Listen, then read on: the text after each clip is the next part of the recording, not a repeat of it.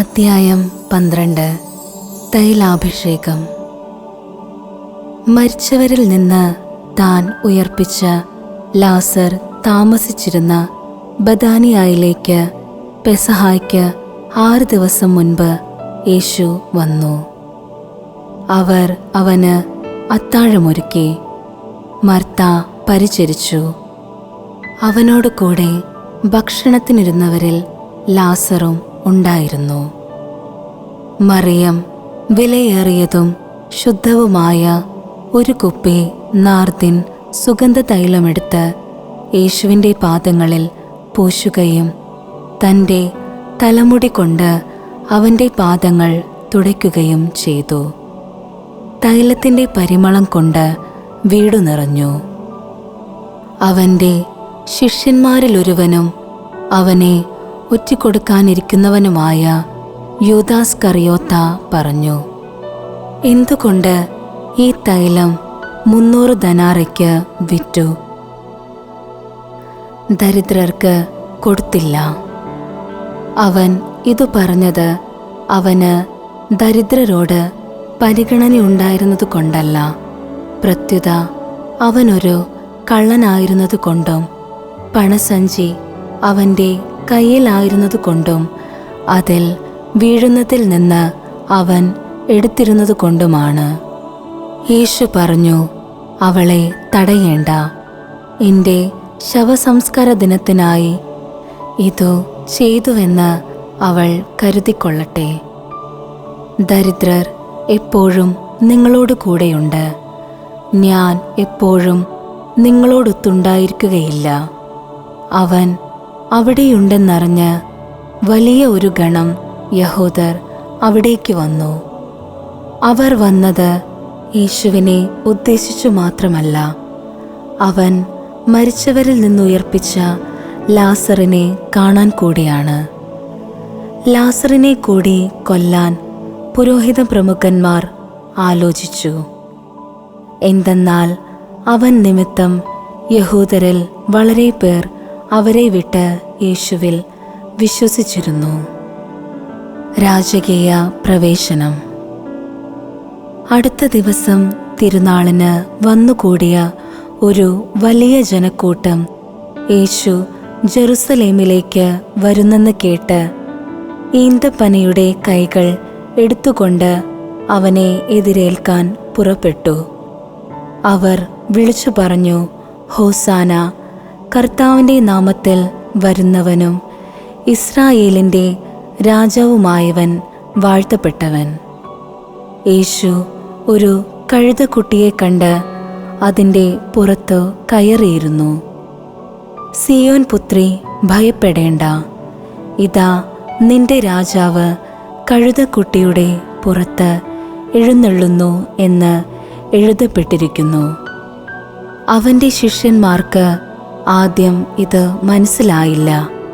എന്നാൽ യേശു മഹത്വം പ്രാപിച്ചപ്പോൾ അവനെപ്പറ്റി ഇക്കാര്യങ്ങൾ എഴുതപ്പെട്ടിരുന്നുവെന്നും അവനു വേണ്ടി ഇവയെല്ലാം ചെയ്തുവെന്നും അവർ അനുസ്മരിച്ചു. ലാസറിനെ മരിച്ചവരിൽ നിന്ന് ഉയർപ്പിച്ച അവസരത്തിൽ അവനോടൊപ്പമുണ്ടായിരുന്ന ജനക്കൂട്ടം അവന് സാക്ഷ്യം നൽകിയിരുന്നു. അവൻ ഈ അടയാളം പ്രവർത്തിച്ചെന്ന് കേട്ടതുകൊണ്ടുകൂടിയാണ് ജനക്കൂട്ടം അവനെ സ്വീകരിക്കുവാൻ വന്നത്. അപ്പോൾ ഫരിസേയർ പരസ്പരം പറഞ്ഞു, നമുക്ക് ഒന്നും ചെയ്യാൻ സാധിക്കുന്നില്ലെന്ന് കാണുന്നില്ലേ? നോക്കൂ, ലോകം അവൻ്റെ പിന്നാലെ പോയിക്കഴിഞ്ഞു. ഗ്രീക്കുകാർ യേശുവിനെ തേടുന്നു. തിരുനാളിൽ ആരാധിക്കാൻ വന്നവരിൽ ഏതാനും ഗ്രീക്കുകാരുമുണ്ടായിരുന്നു. ഇവർ ഗലീലയിലെ ബെത്സൈദയിൽ നിന്നുള്ള പീലിപ്പോസിൻ്റെ അടുക്കൽ ചെന്ന് പറഞ്ഞു, പ്രഭു, ഞങ്ങൾ യേശുവിനെ കാണാൻ ആഗ്രഹിക്കുന്നു. പീലിപ്പോസ് പോയി അന്ത്രയോസിനോട് പറഞ്ഞു. അന്ത്രയോസും പീലിപ്പോസും കൂടി യേശുവിനെ വിവരമറിയിച്ചു. യേശു പറഞ്ഞു, മനുഷ്യപുത്രൻ മഹത്വപ്പെടാനുള്ള സമയമായിരിക്കുന്നു. സത്യം സത്യമായി ഞാൻ നിങ്ങളോട് പറയുന്നു, ഗോതമ്പ് മണി നിലത്തു വീണ് അഴിയുന്നില്ലെങ്കിൽ അത് അതേപടിയിരിക്കും. അഴിയുന്നെങ്കിലോ അത് വളരെ ഫലം പുറപ്പെടുവിക്കും. തൻ്റെ ജീവനെ സ്നേഹിക്കുന്നവൻ അത് നഷ്ടപ്പെടുത്തുന്നു. ഈ ലോകത്തിൽ തൻ്റെ ജീവനെ ദ്വേഷിക്കുന്നവൻ നിത്യജീവനിലേക്ക് അതിനെ കാത്തുസൂക്ഷിക്കും. എന്നെ ശുശ്രൂഷിക്കാൻ ആഗ്രഹിക്കുന്നവൻ എന്നെ അനുഗമിക്കട്ടെ. അപ്പോൾ ഞാനായിരിക്കുന്നിടത്ത് എൻ്റെ ശുശ്രൂഷകനും ആയിരിക്കും. എന്നെ ശുശ്രൂഷിക്കുന്നവനെ പിതാവ് ബഹുമാനിക്കും. മനുഷ്യപുത്രൻ ഉയർത്തപ്പെടണം. ഇപ്പോൾ എൻ്റെ ആത്മാവ് അസ്വസ്ഥമായിരിക്കുന്നു. ഞാൻ എന്തു പറയേണ്ടു? പിതാവേ, ഈ മണിക്കൂറിൽ നിന്ന് എന്നെ രക്ഷിക്കണമേ. അല്ല, ഇതിനു വേണ്ടിയാണല്ലോ ഈ മണിക്കൂറിലേക്ക് ഞാൻ വന്നത്. പിതാവേ, അങ്ങയുടെ നാമത്തെ മഹത്വപ്പെടുത്തണമേ. അപ്പോൾ സ്വർഗത്തിൽ നിന്ന് ഒരു സ്വരമുണ്ടായി, ഞാൻ മഹത്വപ്പെടുത്തിയിരിക്കുന്നു, ഇനിയും മഹത്വപ്പെടുത്തും. അവിടെ നിന്നിരുന്ന ജനക്കൂട്ടം ഇതു കേട്ടിട്ട് ഇടിമുഴക്കമുണ്ടായി എന്നു പറഞ്ഞു. എന്നാൽ ചിലർ ഒരു ദൂതൻ അവനോട് സംസാരിച്ചു എന്ന് പറഞ്ഞു. യേശു പറഞ്ഞു, ഈ സ്വരമുണ്ടായത് എനിക്ക് വേണ്ടിയല്ല, നിങ്ങൾക്ക് വേണ്ടിയാണ്. ഇപ്പോഴാണ് ഈ ലോകത്തിൻ്റെ ന്യായവിധി. ഇപ്പോൾ ഈ ലോകത്തിൻ്റെ അധികാരി പുറന്തള്ളപ്പെടും. ഞാൻ ഭൂമിയിൽ നിന്ന് ഉയർത്തപ്പെടുമ്പോൾ എല്ലാ മനുഷ്യരെയും എന്നിലേക്ക് ആകർഷിക്കും. അവൻ ഇതു പറഞ്ഞത് താൻ ഏതു വിധത്തിലുള്ള മരണമാണ് വരിക്കാൻ പോകുന്നത് എന്ന് സൂചിപ്പിക്കാനാണ്. അപ്പോൾ ജനക്കൂട്ടം അവനോട് ചോദിച്ചു, ക്രിസ്തു എന്നേക്കും നിലനിൽക്കുന്നു എന്നാണല്ലോ നിയമത്തിൽ ഞങ്ങൾ കേട്ടിട്ടുള്ളത്. പിന്നെ മനുഷ്യപുത്രൻ ഉയർത്തപ്പെടേണ്ടിയിരിക്കുന്നു എന്ന് നീ പറയുന്നതെങ്ങനെ? ആരാണ് ഈ മനുഷ്യപുത്രൻ? യേശു അവരോട് പറഞ്ഞു, അല്പസമയത്തേക്കു കൂടി പ്രകാശം നിങ്ങളുടെ ഇടയിലുണ്ട്. അന്ധകാരം നിങ്ങളെ കീഴടക്കാതിരിക്കാൻ പ്രകാശമുള്ളപ്പോൾ നടന്നുകൊള്ളുവിൻ. അന്ധകാരത്തിൽ നടക്കുന്നവൻ താൻ എവിടേക്കാണ് പോകുന്നതെന്ന് അറിയുന്നില്ല. നിങ്ങൾ പ്രകാശത്തിൻ്റെ മക്കളാകേണ്ടതിന് നിങ്ങൾക്ക് പ്രകാശമുള്ളപ്പോൾ അതിൽ വിശ്വസിക്കുവിൻ. യഹൂദരുടെ അവിശ്വാസം.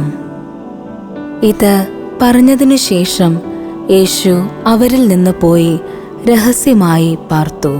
അവൻ വളരെ അടയാളങ്ങൾ അവരുടെ മുൻപാകെ പ്രവർത്തിച്ചെങ്കിലും അവർ അവനിൽ വിശ്വസിച്ചില്ല.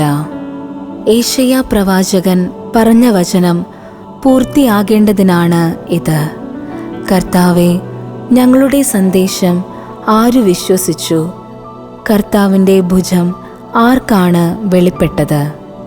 അതുകൊണ്ട് അവർക്ക് വിശ്വസിക്കാൻ കഴിഞ്ഞില്ല. യേശയ്യാ വീണ്ടും പറഞ്ഞിരിക്കുന്നു, അവർ തങ്ങളുടെ കണ്ണുകൾ കൊണ്ട് കാണുകയും ഹൃദയം കൊണ്ട് ഗ്രഹിക്കുകയും അങ്ങനെ അവർ എന്നിലേക്ക് തിരിഞ്ഞ് ഞാൻ അവരെ സുഖപ്പെടുത്തുകയും ചെയ്യാതിരിക്കേണ്ടതിന് അവിടുന്ന് അവരുടെ കണ്ണുകളെ അന്ധമാക്കുകയും ഹൃദയത്തെ കഠിനമാക്കുകയും ചെയ്തു. അവൻ്റെ മഹത്വം കാണുകയും അവനെപ്പറ്റി സംസാരിക്കുകയും ചെയ്തതുകൊണ്ടാണ് യേശയ്യാ ഇങ്ങനെ പ്രസ്താവിച്ചത്.